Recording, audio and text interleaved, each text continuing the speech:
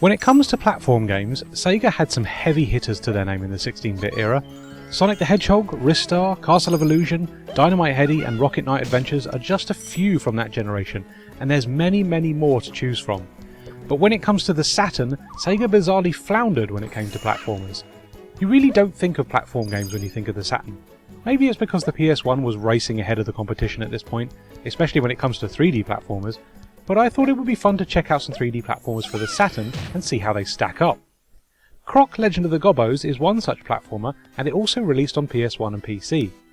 Originally designed as a new 3D Yoshi game and pitched to Nintendo, Croc became an original IP after Nintendo turned down Argonaut Software.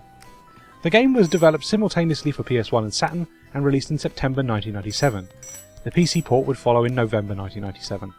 However, the PlayStation was targeted as the lead platform. The game gives you control of Croc, who has been adopted by a race of small furry creatures called the Gobbos, who also raise him as one of their own. The Gobbos are then attacked and imprisoned by Baron Dante and his army of Dantinis, and it's up to Croc to free them and defeat the Baron once and for all. The game can be played with digital controls, which make Croc feel a little stiff to control, but they're responsive and work well if you don't have an analog controller. The game also features support for Saturn's 3D pad, which allows players to use something a little closer to proper analog controls. Croc has a very simple moveset that allows you to run about, jump, butt stomp and tail swipe. The butt stomp is used to open crates, and the tail swipe can be used to attack enemies. You can also sidestep and do a 180 turn for better mobility. The game is often criticised for its tank-like controls, but in practice they suit the casual pace of the game, with each stage having multiple smaller areas to explore, and each area containing some light puzzling to figure out. This makes the game a very approachable and responsive thing to play, and should certainly appeal if you like a bit of platforming. The stages are littered with crystals, which act like Sonic's rings.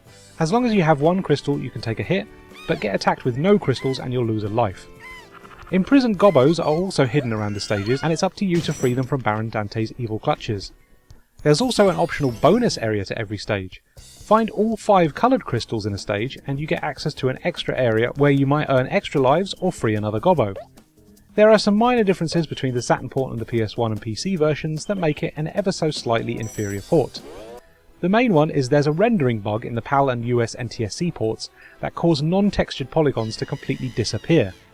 This bug can be easily remedied by turning the Saturn on without a game in the disk drive first, inserting it after, and then booting the game from the Saturn CD menu.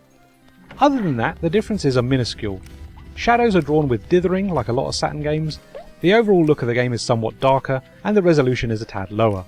But otherwise, Croc Legend of the Gobbos is a solid 3D platformer that's worth a play if you're a fan of the genre. It might not be the best version of the game, but it's an approachable and relaxing little platformer that controls well. It's a little on the easy side, but not everything needs to be difficult, and I know that some players will appreciate the more casual playstyle.